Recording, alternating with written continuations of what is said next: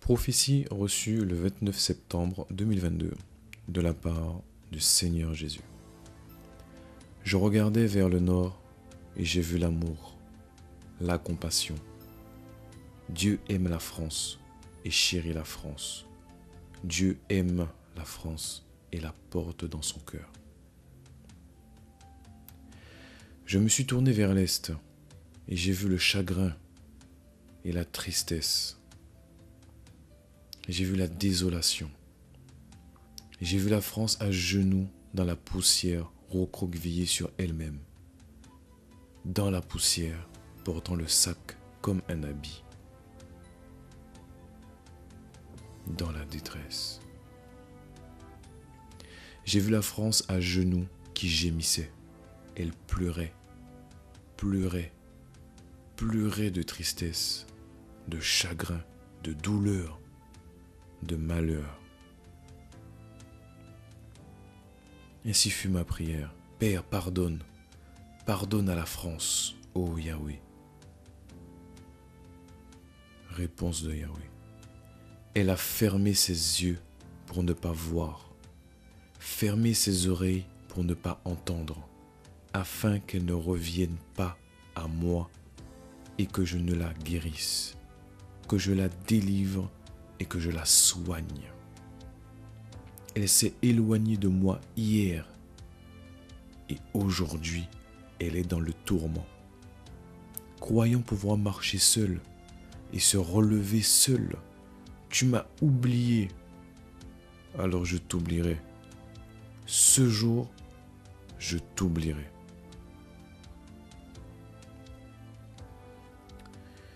Je me suis tourné vers le sud. J'ai un sentiment de peur, de crainte. C'est effrayant. J'ai vu le char. J'ai entendu un bruit de char. C'est le char de l'Éternel des armées. Voici, l'Éternel rentre en guerre contre toi, contre tes idoles, contre ton orgueil, contre tes fables, contre ton culte de l'intellect, de l'humain. Il rentre en guerre contre tes idoles, contre toi, car tu as péché et tu t'es éloigné de ma sacrificature. Je rentre en guerre contre toi, dit Yahweh Sabaoth.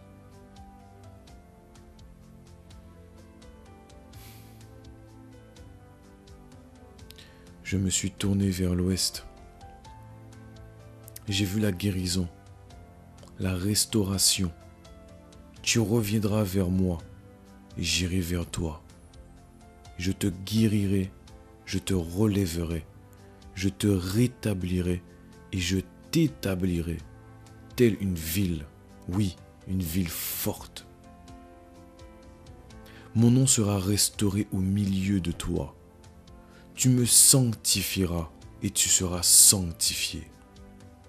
Je guérirai tes plaies que j'aurai moi-même fait et formé. J'ouvrirai tes yeux et tu verras. J'ouvrirai tes oreilles et tu entendras. Tu seras une nation sainte, craignant mon nom. Ma main sera sur ta vie et mon doigt sera sur ta bouche. Oui, la restauration. Voici ma pensée. 2 pôles de malheur, 2 pôles de bonheur. 2 points cardinaux qui sont tournés vers le bonheur. 2 points cardinaux qui sont tournés vers le malheur. Et chaque pôle de malheur est opposé à un pôle de bonheur.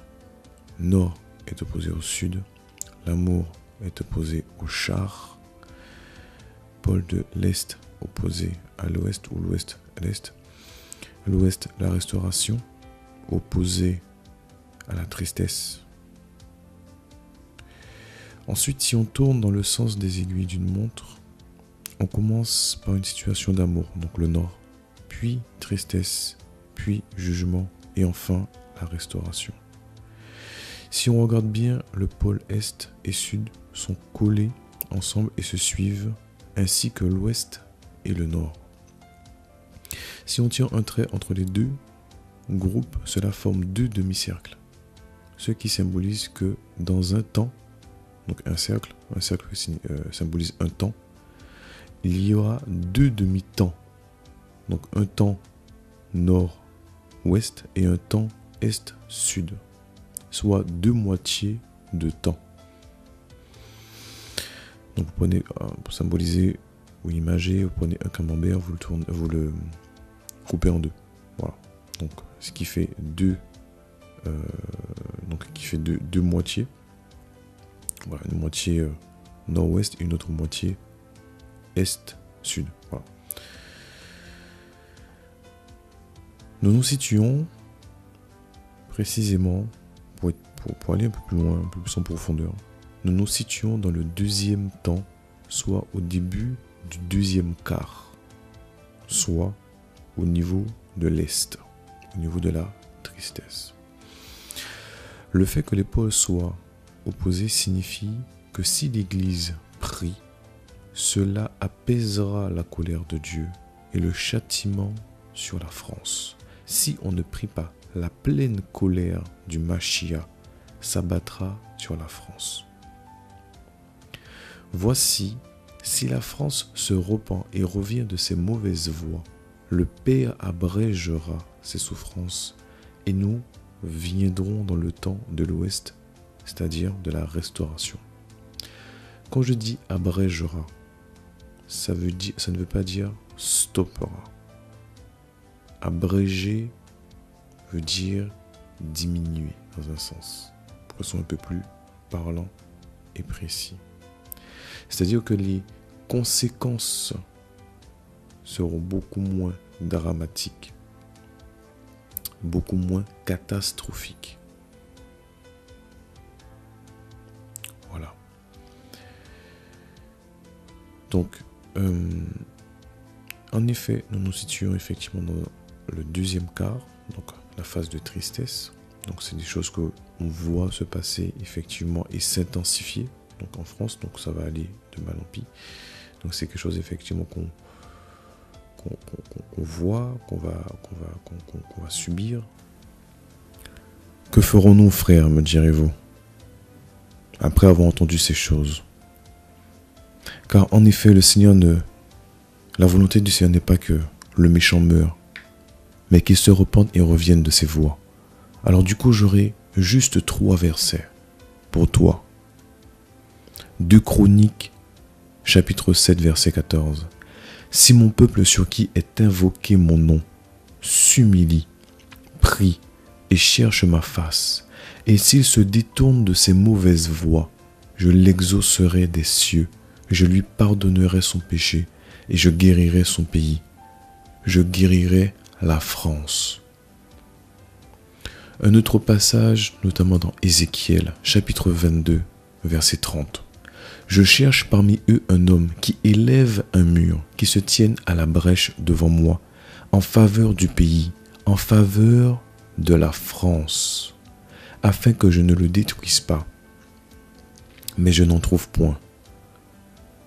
Verset 31. Moi je rajoute, alors je répandrai sur eux ma fureur, je les consumerai par le feu de ma colère, je ferai retomber leurs œuvres sur leurs têtes, dit le Seigneur l'Éternel. Ézéchiel, chapitre 13, verset 5. Vous n'êtes pas montés devant les brèches, vous n'avez pas entouré d'un mur la maison d'Israël, la maison de la France, la maison des Français, pour demeurer ferme dans le combat au jour de l'Éternel, ou encore le jour du jugement.